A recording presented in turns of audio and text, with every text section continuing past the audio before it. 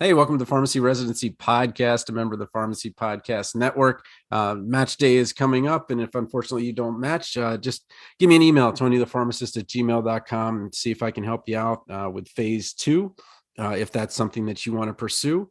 But what I brought on today was CEO of Your Financial Pharmacist, Tim Ulbrich, who has been a good friend for quite a while, and no better time than just before graduation to kind of start thinking about those next steps that we're going to take. So I brought him on so that he could really kind of give us an overview. He had a journey where he had some student loan debt and not only paid it off, but took the next step of helping others with those types of repayments and things like that. So Tim, welcome to the Pharmacy Residency Podcast.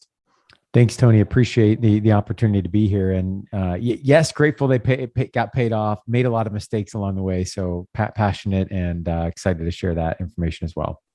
Okay, well, let's just get a little bit of background on where YFP is now, a little bit about the website, and what somebody who's just about to either go into residency, go into PGY2, graduate from PGY1 or PGY2, or graduate from pharmacy school.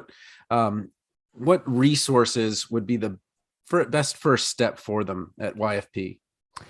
Yeah, I appreciate the opportunity. The team at YFP has grown, which I think is an indication, a good one, of the need for more information on this topic of financial education. Our mission is to help pharmacists achieve financial freedom. That could be, hey, Tim, I'm going through the match and getting ready for residency. Could be that, hey, I'm 10, 15 years into my career and I'm feeling like I'm a little bit behind on investing and saving for the future. Or it's hey, Tim, I'm hoping to retire next year and wow, markets are kind of wild. Inflation is high. And what should I be thinking about as I build that retirement paycheck? So we're really here to help pharmacists in this financial journey and to create a community of folks that want to help one another and feel empowered throughout that journey. I would say for those that are making this step right now into final year as a student pharmacist, first year as a new practitioner, whether that's residency, whether that's fellowship, whether it's, that first full-time paying job as a pharmacist. I graduated in 2008, can remember that journey well. And I made, Tony, a whopping $31,000 during my residency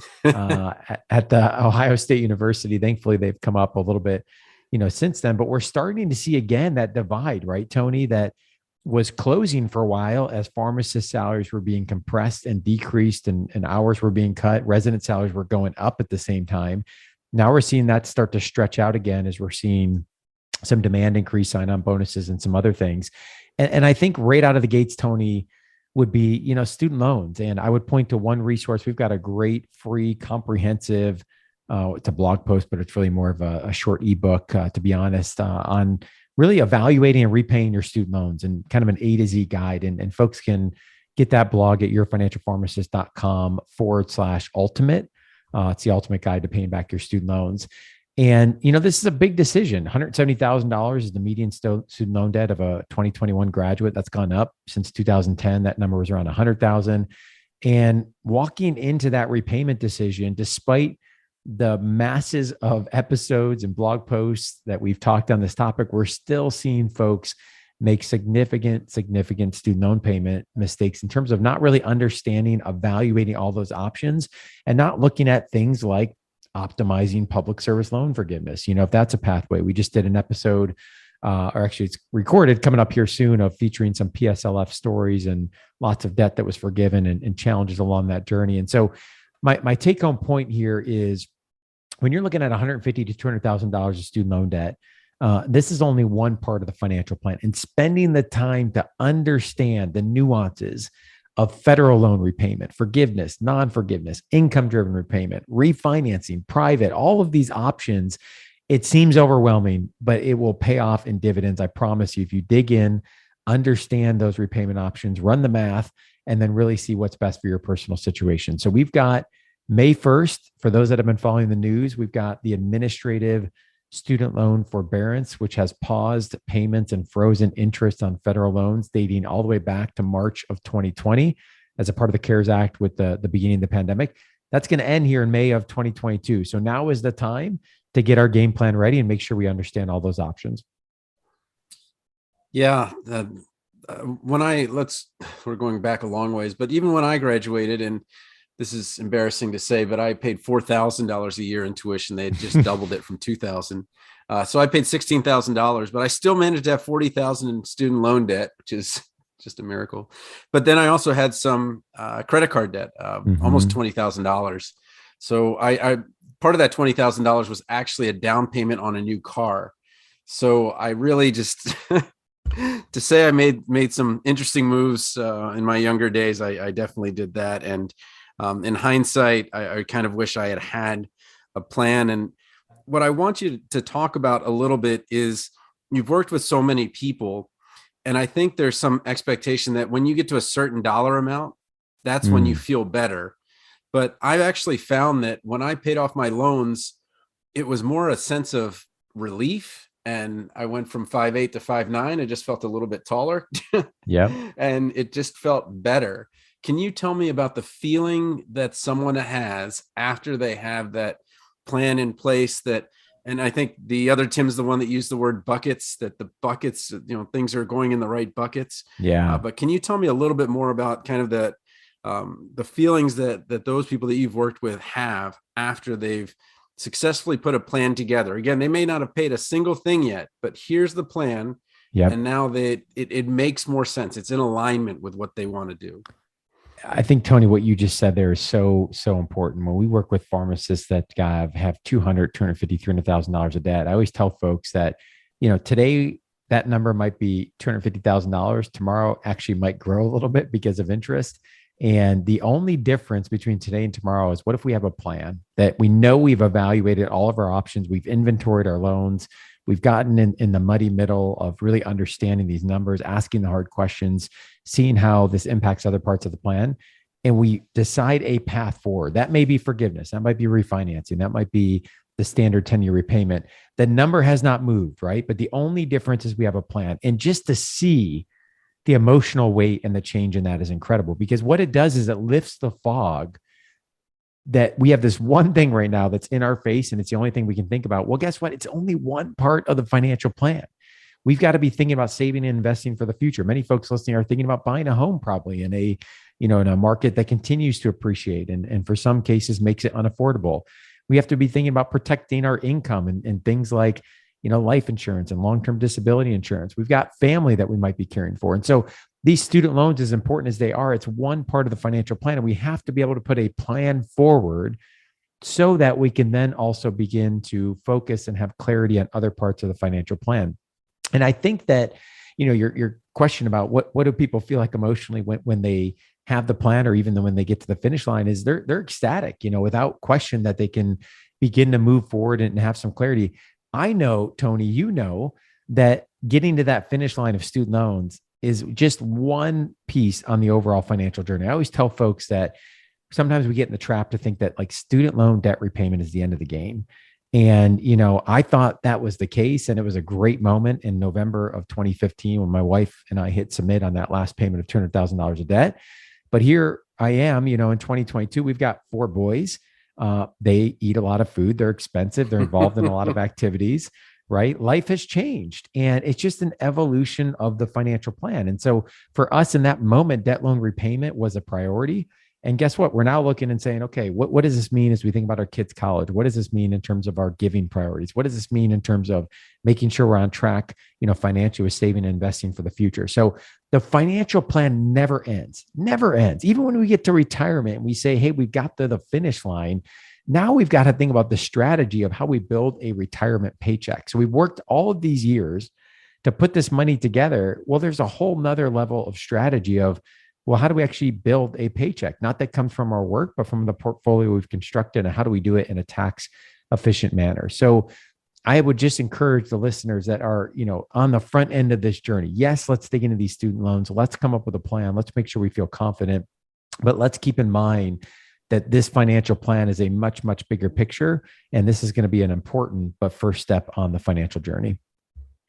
Okay. Everybody loves an underdog story, and you've got quite a few on there. Do you have a favorite where somebody has paid off? I mean, besides, you actually probably would get more value from someone else doing it. I mean, I know you did, but I just know the person you are. But do you have a favorite podcast episode or two, because you Oh, have a number of big, people coming together and just buckling down and yeah. really getting it. What do you have a favorite underdog story? There's so many. I'm thinking about, Corey Jenks and his wife, who recently came out with a book and is doing some incredible work. We've had several other debt-free journeys. I'm thinking about a pharmacist who does some real estate investing down south. The one that jumps out to me in the moment, though, is, and we're coming up with a episode to share some public service loan forgiveness stories, is a pharmacist who had over $250,000 of student loans that were forgiven. Balance went from in the 250s to zero within a Oh short period of man. time through PSLF. And what I like about that story is it wasn't a straight line. It wasn't like, hey, I had this epiphany moment that I was going to do this. Everything worked out along the way, and I just woke up and it was all gone. I mean, there were some hiccups, there were some, challenging moments, but what happened through that story, and what I like about it, is the resilience of working through it, making sure that they were crossing their T's, dotting their I's, understanding the plan, but also because of that pathway, they were able to accelerate other financial goals that otherwise would have been hit on pause until that loan repayment was done. And I mentioned this one specifically, Tony, because I think sometimes we have this thought of like, it's head down student loans for 10 years and worry about nothing else. And that might be a strategy for some folks, but guess what? That means we're maybe a fourth into our career and we've got to play catch up on other things. And there are strategies that we can employ that allow us to, be able to chew and walk gum at the same time. We can start to build an investment plan, take advantage of time value of money, compound interest, while also moving forward our student loan repayment or looking at purchasing a home. And so being able to juggle these balls and having someone perhaps, coach us through that and keep us accountable, I think is so important. But we've got lots of debt-free stories on the podcast. Some of them are, sweat and grinding it out and paying every dollar out of pocket. Some of them are, loan forgiveness or other debt reduction programs that are out there as well. Yeah, you've mentioned a number of times on YFP, and when you kind of come down to it, and there's even a book on this, but not necessarily in regards to financial, to find your why is a really big part Mm-hmm. of being able to work with somebody that you're not just like, okay, well, the technical parts of it, we can certainly do that, but until I really understand your why, it's going to be very tough for me to do that. And when we're doing letters of intent, which we'll be doing again here in the next week for phase 2, a number of people just kind of said, okay, well, it's just a document, I'm just going to do it. And I get the letter in and then they get rejected. And it wasn't really necessarily that the letter was so terrible. It's that they didn't take the time for that introspection so that they could make the right decision out of the Mm-hmm. 4,000 available spots in residency. And they applied to whatever it was, 10 or 12 Yeah. spots. And so the error wasn't the letter necessarily, it was the lack of introspection. Mm-hmm. And what I guess I wanted to talk to you about now is, can you tell me a little bit about how somebody finds their why so early in their career? Because I feel like both of us have kind of done the Steve Jobs, you can only connect the dots looking backward, like, oh, okay, Mm-hmm. now I understand where I ended up. It all makes sense now. Yeah. But is there a way to kind of look ahead and kind of build into your own why and kind of start that process earlier? There is. And let me just first affirm, you're giving me flashbacks to my day as a residency program director and advising students in that process, but, also being on the other side of the table where, you're reviewing 40 to 50 applications. And so what you're saying is so true. I mean, as much as we would say customize and do that introspection, many people don't. And, it's a very, stock kind of letter process, but that really does matter, throughout that process. And I would argue in phase 2, it probably even matters a little bit more. But to answer your question, can we do some of this introspection and finding your why as it relates to the financial plan early in our career? I would say yes. And I would add the caveat that it's going to change and that's okay. But we want to begin to have a compass and a north of what direction we're heading, right? We might get on a different trail or we might pivot along the way, but ultimately we're moving in that direction. And I think this is really important because what I see happening a lot, which is what I saw for my first 4 years out of residency, is I was kind of wandering. You got all these things that are getting thrown at you. You're starting your career. You're trying to obviously do good work in that job, improve yourself. You got student loan debt coming at you. Perhaps you're starting a family, you're buying a home. People are telling you need to invest and save for the future. And you're like, what's my why? That's hard to wrap your arms around, right? The importance of that. And so we actually do a process, and a shout out to our planning team that I think does this so well. We call it script your plan. And step number one in the financial planning process that the team does is get organized. So, get all of our account information in order, making sure we have everything synced up, understand what this account for, that account for, really that data gathering phase, which sounds simple, but is so important. Step number two is script your plan. So before we talk about student loan repayments, before we talk about investing, saving for the future, 401ks, IRAs, cryptocurrency, buying a home, all these things, we need to understand where we are trying to go. We have to answer this question, at least as we stand today. Why do I care about this topic of money? Why do I really care? If we think of money as a tool, what gets me motivated ultimately at the end of the day is I earn that paycheck, right? And so if we can imagine ourselves in a future state just for a moment, where we don't have the confines of student loan debt, we don't have the confines of I have to go to work to earn this six-figure income, how would we be spending our time? How would we be spending our money? What are the things that derive the most significance to us? What are the things that are most important to us? And this becomes to start to shape around. We always say that a good financial plan, yes, we need to take care of our future self, right? Yes, we need to plan for retirement. Yes, we got to pay down the debt, but guess what? We also have to live a rich life along the way. And it's the balance between those things that I think for some pharmacists, it's hard to see what's right in front of us today. For other pharmacists, they're really, really good at squirreling money away, but they may not be so good at enjoying and giving themselves permission to spend along the way. And so asking some really pointed questions, and that's what our planning team does in the Script Your Plan, is really allowing us to begin to develop what somebody's financial why is. And of course, that's going to evolve and we need to revisit this. And one of the things that we look at is, we look back a year or 2 years later and say, hey, Susie, you said that this thing was really important. Like, do we have the financial plan and the budget to support it? Are we prioritizing it as we said it was important? And so, reflecting this back, revisiting this often, so important, but asking some of these critical questions up front. And if folks want to learn more about this concept, there's a process called life planning, 3 questions developed by George Kinder. You can just Google George Kinder 3 life planning questions and begin to reflect on some of those things yourself. So tell me a little bit about working with couples. So this is, I want to preface this with, I don't know why, but I started thinking about Bagger Vance, which is a movie that came out in 2000, about 21 years ago. It was young Matt Damon, Will Smith, Charlize Theron. And for those of you that aren't necessarily familiar with golf, there are many different approaches to golf that can be successful. But there was the one guy who was Bobby Jones, who was kind of the A student that always did well. In real life, he got an engineering degree from Georgia Tech. He got a literature degree from Harvard, a law degree from Emory, all while being the best golfer in the world and winning all 4 championships in the same year, which is mind-boggling. And then there was Walter Hagen, who, on the other hand, he has kind of this mantra of, well, if I make 3 bad shots and 1 miraculous shot, then I can do well too. And that's kind of me. Like I'll succeed in that way. So my wife is the A student. I'm the person that kind of goes wrong. But I think most of us are, and maybe I was when I graduated, Matt Damon's character, where we're doing great.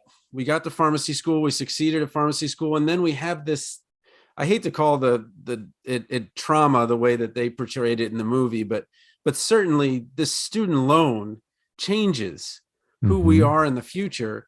And not only are we bringing this in, but our partner may also be bringing this present in.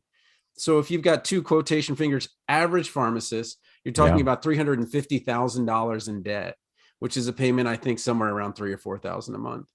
Ouch. Sorry. So tell me a little bit about couples and bringing people together that have different qualities that may, have some synergy when it comes together. And I know you've had stories about this, but maybe how do couples work through this at that really early stage? It's a great question. And I think the example you gave, Tony, I would argue is actually maybe an easier one, despite the number to work through than an imbalance, is my observation. So Oh, you okay. mentioned, Yeah. two pharmacists that have 170, or it could be a pharmacist physician, whatever would be the case, two folks that have a high student debt load. I think often there might be, not always, but might be some similar pain and kind of the shared sense of camaraderie to work on it together, to be able to accelerate and work towards other mutual goals that they have. I think one of the challenges can be without good conversations is, like in my situation, my wife, Jess, I had pretty much all of the debt, that was bringing into that. And we had discussed that. And obviously it was something we were committed to working towards together. But, without good conversation, that could be some resentment, or of course, if folks are surprised by that, that could be, some resentment. And so I think, to me, what I always start with when it comes to couples and money, and we're talking about debt load, but I think it goes far, far beyond that. It could be around things like, hey, are we on the same page about how we feel about the debt, right? You could have somebody who's comfortable with a longer debt repayment or forgiveness, and someone else is like, I'm not comfortable with that. I want those gone tomorrow. And so when you have one person who says, hey, these are stressing me out, they're keeping me up at night, they're causing me anxiety, and somebody else is like, nah, they are what they are. Like, you got to work through that, right? Or it could be investing and saving for the future, where somebody is like, hey, I want to make darn sure we have enough for the future plus some. And someone else is like, yeah, that's great, but guess what? We may or may not be here, and I want to enjoy some of it today. And I think this is where, in my opinion, and obviously I have a bias because of the work that the team at YFP Planning does, I think this is where a good objective third party that can ask questions is so, so helpful. Because I think that, in some levels, you can start to mediate some of these conversations. A good planner, I think, often will ask questions and get out of the way. And what I experienced going through planning myself with Tim Baker for Jess and I, those meetings were really helpful. But what often was more helpful and valuable was the conversations we were having in between, right? It was getting us talking and getting us thinking about the direction we wanted to go. And what I always come back to, especially coming off our discussion on why, is for couples that are, trying to figure this out or on the front end of this, start with the goals, start with the dream, start with the vision. Do not start with the budget or the student loan repayment strategy. I can promise you Don't that will start not. with the pain. Don't start with the pain, right? Because if you can come to an agreement on, the goals, the vision, answering some of those bigger questions, sure, it seems, lofty to begin with, but then we're moving in the same direction. And now the strategy needs to align with that overall vision. I think, starting with the budget, starting with the debt repayment, starting with our investing strategy may not lead to such a positive income. And we have an article I wrote way back when, and maybe you can link to it in the show notes. I wrote an article called 10 Financial Discussions Every Couple Should Have. And these are around things like goal setting, budgeting, expenses with children, giving conversations. This is an area where you see folks may not be on the same page, debt repayment, housing, transportation. Maybe somebody looks at the market right now and they're like, I'm itching to buy a home. Somebody else is like, no way, the market's crazy. So these are meant to be questions in 10 different categories that, you don't necessarily have to pose to your partner or your spouse, but it's an objective third party bringing these questions to hopefully have some good discussions and conversation. Okay. Well, I'll find it and I'll link to it. I'm kind of going back to and you can maybe I'll segue to the real estate arm of YFP. Yeah. But I was a real estate agent for, I want to say 5 or 6, maybe even 7 years. I don't remember how long it was. And I remember those conversations where you had two diametrically different approaches, and that third party had to be there to make it so that you could ask, well, I know that you want this, this, and this, but you want this, this, and this. And the house that doesn't fit into your budget. It doesn't fit into a millionaire's budget, it's and so we have to, find some compromise, and those car drives there were just that's what it was. It was just kind of talking about it and listening and hearing what it is on one end and what it is on another, where if you have an agent that's really kind of listening and not so worried about the sale, and because I'd had the job, I was still working at the pharmacy or whatever, I was very fortunate that I was never worried about the sale. I was just it just was really enjoyable to me to kind of have this couple come together and it all work out. Can you talk a little bit about Nate and what you've got going on the real estate arm of YFP? Yeah, I got a couple exciting things. So Nate Hedrick, a friend and colleague of mine for now a decade. I think he actually, when I used to teach at Neomed, he was a resident in our teaching certificate program, which is how we met. And Nate is a pharmacist, but also a real estate agent. So his kind of brand is the real estate RPH, and we've had him on several shows on the YFP podcast. We've got some information up on the website, yourfinancialpharmacist.com, if folks want to find more. But he's doing some really neat things, I think, on helping to further the education of pharmacists that are in that home buying process, perhaps even before they're looking at, financing options or agent, making sure they understand the span of what's out there. Because often what happens is once you enter into that financing bucket, whatever you choose, and once you enter into that agent relationship, you may not be aware of kind of everything else that's out there, especially from a first time home buyer standpoint. And one of the things I love about Nate is his, he really does have a heart of a teacher.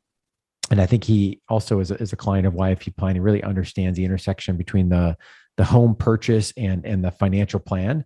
And one of the things he and I always talk about is, hey, the bank should not set your budget, right? Which happens a lot, but the bank should not set your budget. You should set your budget. And so when you go to that pre-approval process and what you get the allowed amount that you can, have finance, that doesn't necessarily mean that it's a good decision for you as it relates to the rest of the financial plan. Because guess what? They don't necessarily know all of your financial goals. They're not a financial planner, or they're not looking at everything else in your financial plan. So really spending the time to first identify, what is the right timeline? What is your budget? How does this fit in with other financial goals like debt repayment is so important. And I think, Nate's done a great job of helping connect pharmacists that are looking to purchase a home, often first time home buyers, with agents in their area if they don't already have an agent, as well as to talk them through the process. Nate is also helping us in the second big area we've been working on in real estate, which is more on the investment side. So we're seeing more and more pharmacists that are looking to get involved in real estate investing.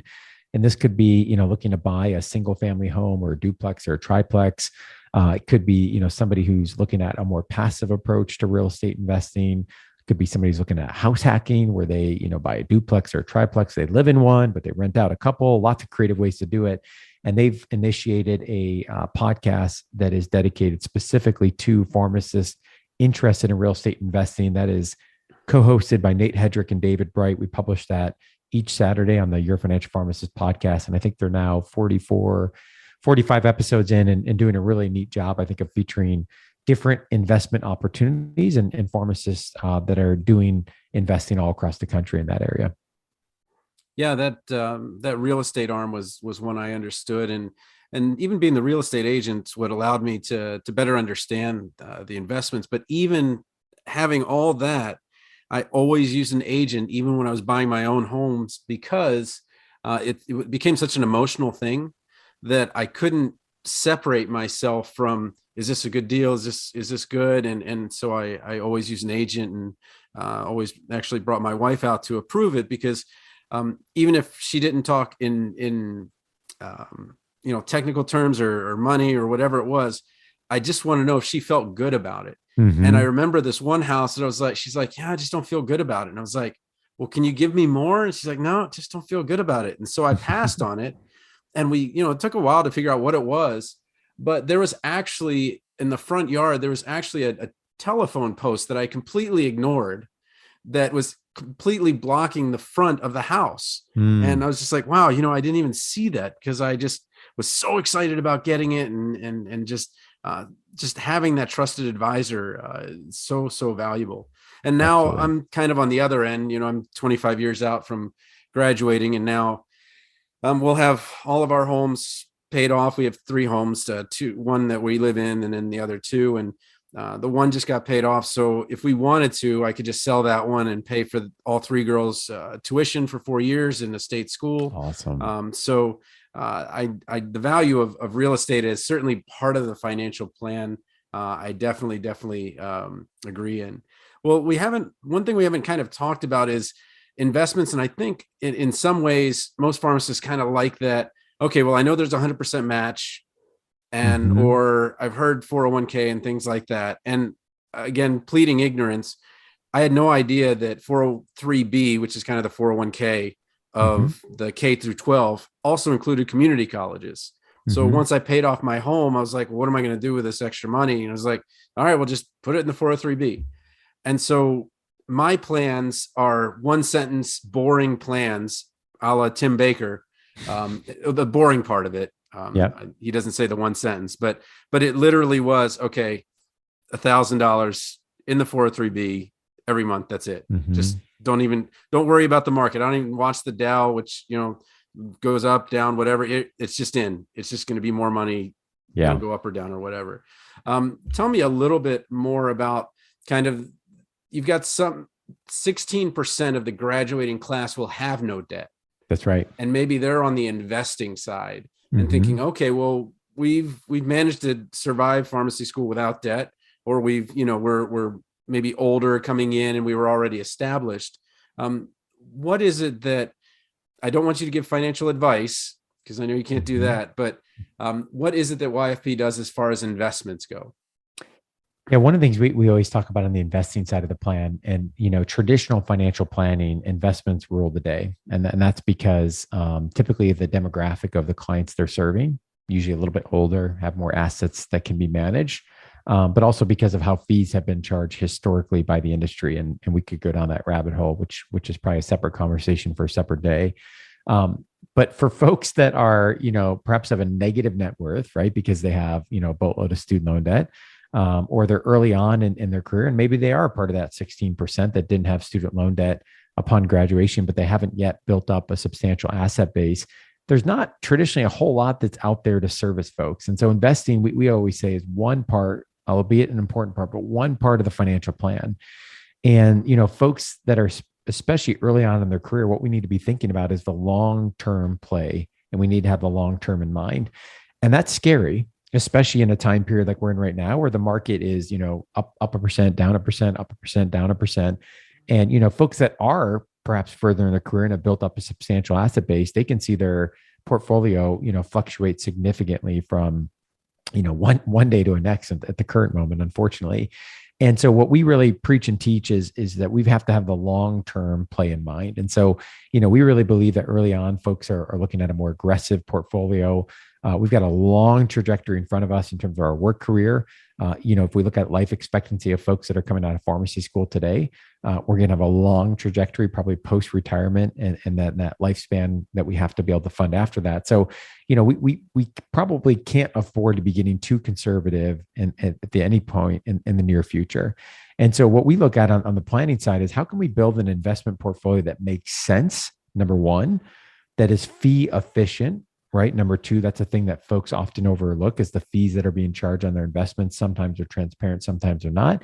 And that also is tax efficient. So tax and fees are two things that can have a significant impact on one's investment pie that they might not be thinking about or necessarily feeling in any given day. And so what I always tell folks is, if you're going to put away a substantial amount of money, right? Let's say you're going to save, $1,000 a month, throughout your career. Well, guess what? You want to do everything you can to make sure that money is growing and compounding, time value of money. That money is working for you in terms of compound interest. And you want to do everything you can to minimize the tax impact and the fees that are being drawn from that, right? You want to keep that investment portfolio intact so that it can continue to grow and compound upon itself. And so we spend a lot of time on the tax planning. So we've got a tax team in-house looking at, how can we invest in a priority that makes sense? How can we optimize our tax situation, pay our fair share, but obviously put the rest to work where we can? And how can we make sure we prioritize strategies as it relates to different parts of the plan? So for example, I'll give you one example, Tony. For those that pursue public service loan forgiveness, not only is there the benefit of tax-free forgiveness, but ultimately the way those monthly payments are constructed is based off of one's adjusted gross income, or their AGI is used in the formula. So there are investment levers that can be pulled that can lower one's adjusted gross income, right? 401k, 403b contributions, HSA contributions. So not only in those cases are we beginning to build our investments, but we're also lowering our taxable income, which is increasing the amount that's forgiven and decreasing the amount that's coming out of our pocket. So in that scenario, somebody wakes up 10 years from that point, especially for the folks that are going to work in a not-for-profit hospital in a residency situation. Wake up in 10 years, you get to the point potentially of tax-free forgiveness, but you also have a nice nest egg that you've begun to build up because of that strategy around the investing. So it's things like that where we start to put the different pieces of the financial plan together, investing, student loans, taxes, and making sure that we're building a plan for the long term that makes sense. We often talk, Tony, about retirement as if it's a hope, dream, or wish.